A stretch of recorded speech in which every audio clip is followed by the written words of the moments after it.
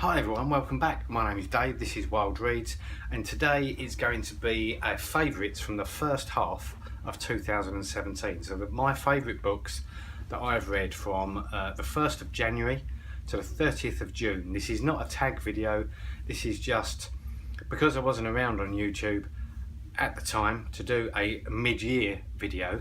This is my favourites from the first 6 months of 2017. So let's get on with it. Roll the titles.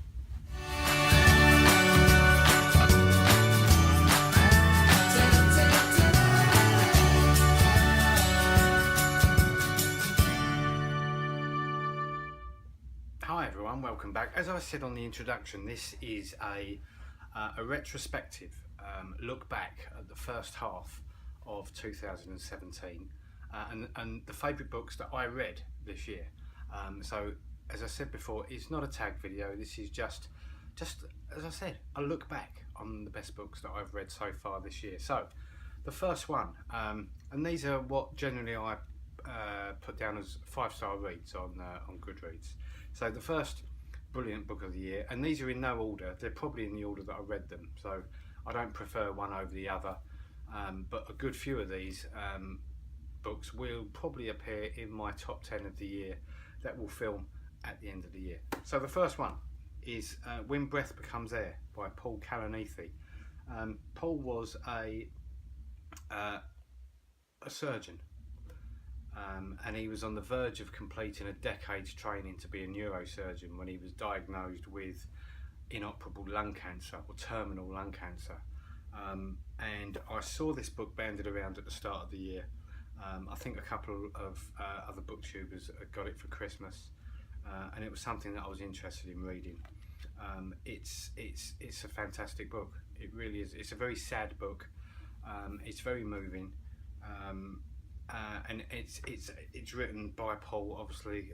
It's a very humble book, very poignant, and the last bit of the book is very sad because when Paul eventually dies from his lung cancer, his wife writes the last part of the book.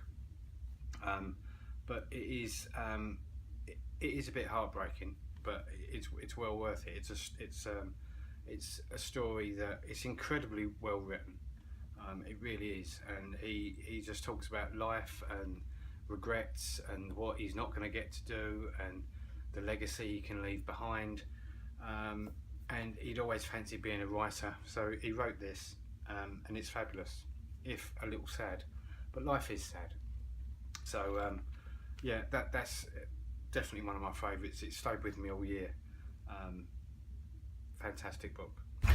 So the next book we have in the first half of the year list is Five Rivers Met on a Wooded Plain. This is a debut novel by Barney Norris, and I just saw this. I hadn't read any reviews, I hadn't seen anyone else talking about it. There was very little chatter about it at the time online, and I saw it in a bookshop just on a table, and I was interested in the cover. It's got a really good cover, and it's really good. I'll read you the blurb. One quiet evening in Salisbury, the peace is shattered by a serious car crash. At that moment, 5 lives collide: a flower seller, a schoolboy, an army wife, a security guard, and a widower, all facing their own personal disasters. As one of those lives hangs in the balance, Norris draws the extraordinary voices of these seemingly ordinary people into a web of love, grief, disenchantment, and hope that there is startlingly perceptive about the human heart. This is a really, really strong debut book. I thoroughly enjoyed it. Yeah, that is well recommended. It's told in, I think it's told in the first. Is it told in the first person? It's been a while since I read this one. Yeah, so it's told in the first person from 5 different perspectives, and it weaves in between each story. But very, very good book, really strong story, that one. Well recommended. So the next book on my list is The Keeper of Lost Things by Ruth Hogan. This again, like Five Rivers, I hadn't heard anything of, and guess what drew me this one? It was the cover. Look at that. Fabulous, fabulous artwork. This is out now in paperback. It came out a week or so ago in paperback. This is also a debut novel from Ruth Hogan, and this is about. So it's called The Keeper of Lost Things, and I'll read you the blurb on the back. Charles Branwell Brockley was travelling alone and without a ticket on the 1442 from London Bridge to Brighton. The Huntley and Palmer's biscuit tin in which he was travelling teetered precariously on the edge of the seat as the train juddered to a halt at Hayward's Heath. But just as it toppled forward towards the carriage floor, it was gathered up by a safe pair of hands. And the inside blurb is, once a celebrated author of short stories, now in his twilight years, Anthony Perdrew has spent half his life lovingly collecting lost objects, trying to atone for a promise broken many years before. Realising he is running out of time, he leaves his house and all its lost treasures to his assistant Laura, the one person he can trust to fulfil his legacy and reunite the thousands of objects with their rightful owners. Now it's part cosy drama, cosy family relationship. It's part ghost story, but I raced through this book. It really is a fabulous read. So basically, Anthony Perdrew is a once celebrated short story writer, and because of a promise that he'd broken to a girl he was engaged with years ago, he starts collecting lost objects. Because he's looking for a certain item that he'd lost years ago, and he thinks that by collecting other people's lost objects, it will atone for the lost object that he's lost. He's got a housekeeper called Laura who's in a very troubled marriage, broken down relationship, and she's looking for escape. And Perdrew lives in like a beautiful cottage out in the country somewhere, and it sounds idyllic. But this is again a really, really strong debut novel. It deserves to be talked about a lot more than I've seen it talked about. It's a fabulous story, well worth a read. The next book we come to is by an author that's fast becoming a firm favourite of mine, and that's Rose Tremain. So I read Rose Tremain's The Road Home this year, and back in 2008 this won the Orange Broadband Prize for fiction, which is now obviously the Bailey's Prize. This is a fabulous book. The thing that struck me most about this book is that it makes you look at immigration from a human point of view. So take away all the tabloid headlines and the screaming Daily Mail readers. When it comes to immigration, they should read this book because it tells it from the other side, the other perspective. And the central character in this, Lev, is another one of those characters that just lives with you. And if Rose Tremain, if anyone knows Rose Tremain, could you please ask her to write a follow-up to this book? Because I've read this, and Vicky's read this, and we really want to know more of Lev's story. So basically, Lev comes. The only thing I don't like about it is that you never actually know what country Lev's come from, and you presume it's an Eastern Bloc, ex-Soviet country, ex-communist country. But his character is so strong, I don't think it would have made any difference whatsoever to the strength of the story to put in there where he was from. But saying that, so you have to guess. It's like we'll say Poland. But it's a very, very strong book. The pacing is beautiful in this book. It really does just move you along, and the characters are so strong. I think Lev was written brilliantly. So that is a fabulous book, and she's written another favourite that I mentioned in my July wrap-up, which was the Gustav Sonata. I think both of these are going to end up in my yearly top 10, without a doubt. Fabulous book. Rose Tremain, The Road Home. Now, this next book I am so late to the party with, for a few reasons. I'll tell you what the book is. The book is Hanya Yanagihara's Little Life, which I only read this year, and there's a few reasons for that. The first of which is that big books, and this is a big book, it's a brick. Big books put me off because I'm a little worried about investing the time in them, if I don't like it. They just put me off. But I shouldn't have been scared of this, because this was quite something else. And I know there's probably more booktube videos about this book than any other that I've seen. So I know it's a little bit Marmite. I think most people like it, but there's a few that really hate it with a passion. I thought it was utterly fantastic. It probably wouldn't be exaggerating to say that it's probably one of the best books that I've ever read. So shortlisted for the Booker in 2015. I don't know why.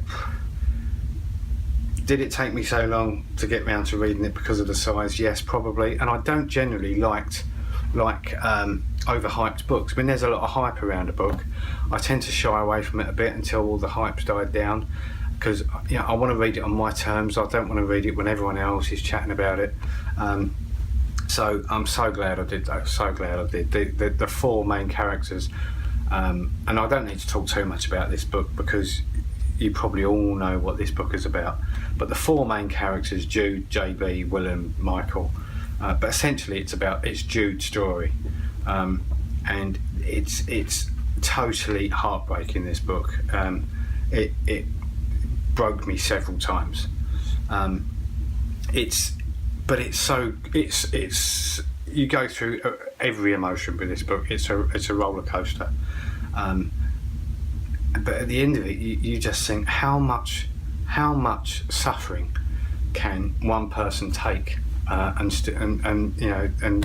the bit at the end where people start dying, it's just an incredible book.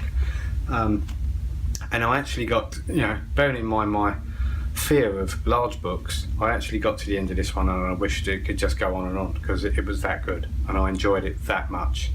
I haven't read her other book, although I do plan to, but it's fabulous. Vicky's read it as well. She didn't like it as much as I did, but she still thought it was an excellent book. So yes, thoroughly recommended it. I know it's not for everyone, and I know there's been a lot of criticism about it, but I think it's just fabulous. I love it, and I will definitely reread it again at some point.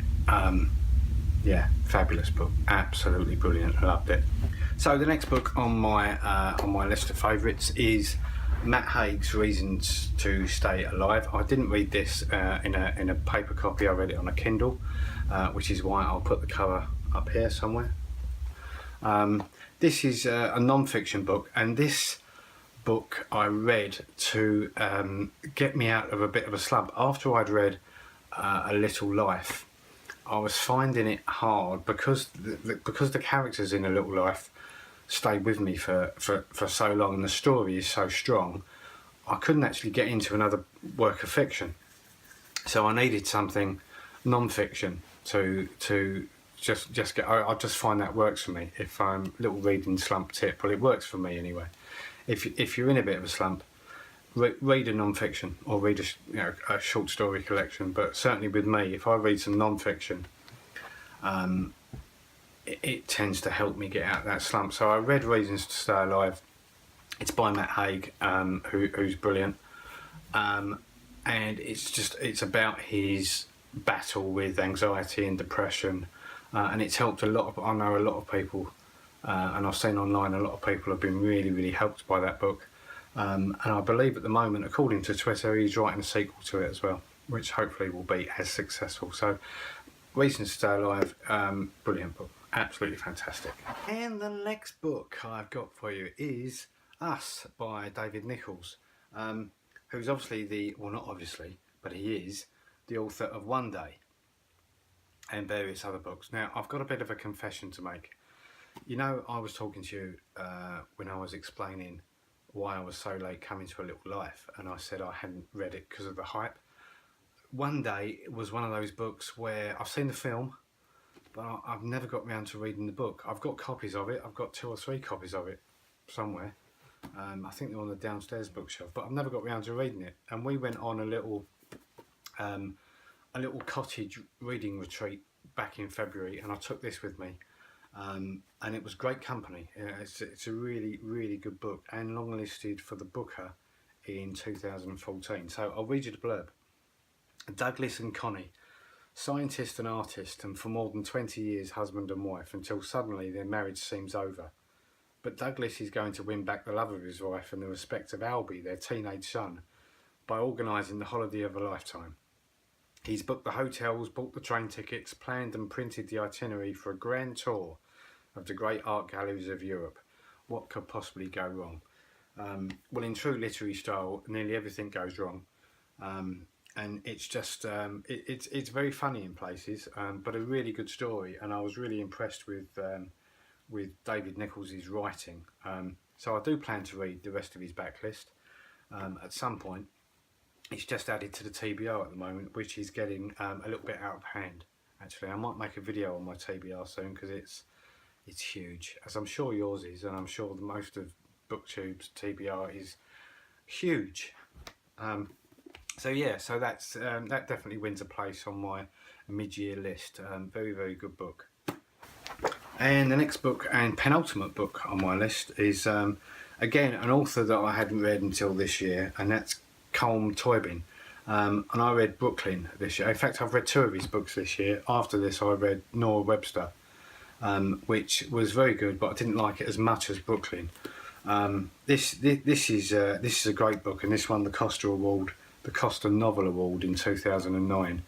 And it's surprising actually the amount of Irish writing that I've read this year. I've read a lot of Irish authors this year for no particular reason. It's just happened that way. So I've read a lot of Maggie O'Farrell this year. I've read a lot of Cecilia Ahern, Colm Toibin, and N. Wright I've read this year. But this is a great book. So it is Ireland in the 1950s, and Ellis Lacey. For as many young Irish girls, opportunities are scarce. So when her sister arranges for her to emigrate to New York, Ellis knows she must go, leaving behind her family and home for the first time. Arriving in a crowded lodging house in Brooklyn, Ellis can only be reminded of what she has sacrificed. She is far from home and homesick. Then, just as she takes tentative steps towards friendship and perhaps something more, Ellis receives news which sends her back to Ireland. There she will be confronted by a terrible dilemma, a devastating choice between duty and one great love. So really good book. I'm really impressed with Colm Toibin's writing, and I know he's a favourite of a lot of people. He has got a new book out actually that I saw on someone's I think a few people, I think Simon at Savage Reads might have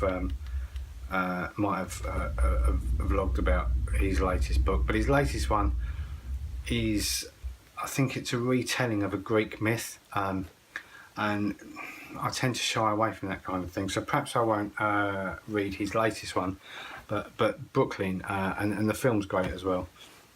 That's well worth a place on my list. So last on my list, but by no means least, and as I say, I haven't reviewed these in order of any preference at all. But the last one to make an appearance on my mid-year list is Sirens by Joseph Knox.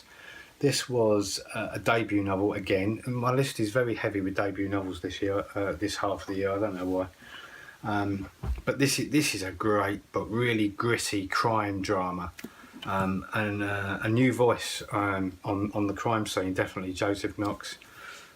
This is set in Manchester, and it introduces us to a new detective. So I think it's going to be a new series, a new detective series, and the detective is Aidan Watts, and it says Isabel Rossiter has run away again. When Aidan Watts, a troubled junior detective, is summoned to her father's penthouse home, he finds a manipulative man with powerful friends. But retracing Isabel's steps through a dark nocturnal world, Waits finds something else, an intelligent 17-year-old girl who's scared to death of something.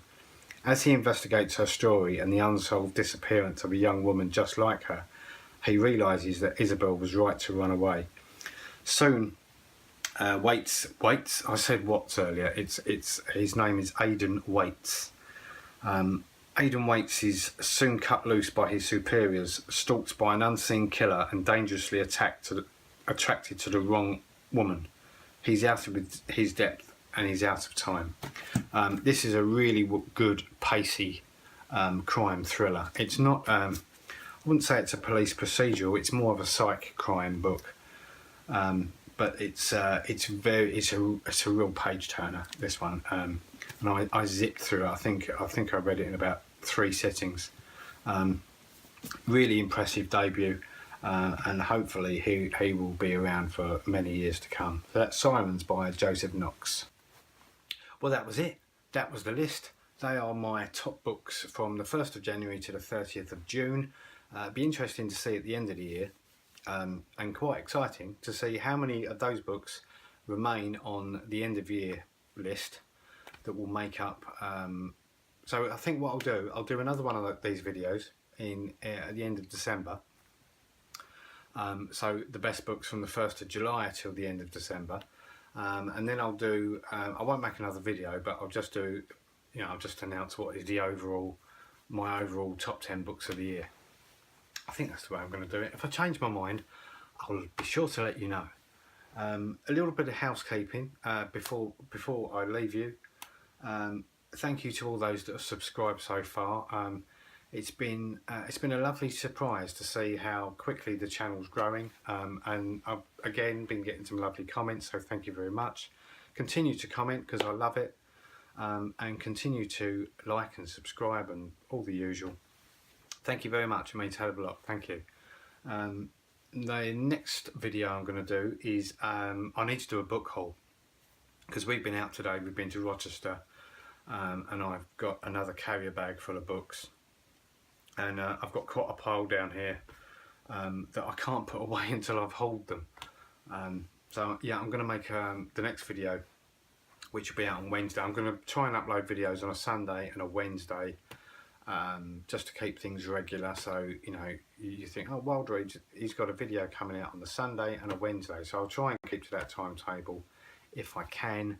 So the next video is going to be a mid-month book haul for August.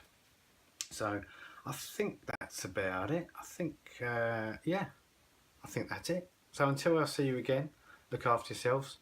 I'll see you soon. Bye bye.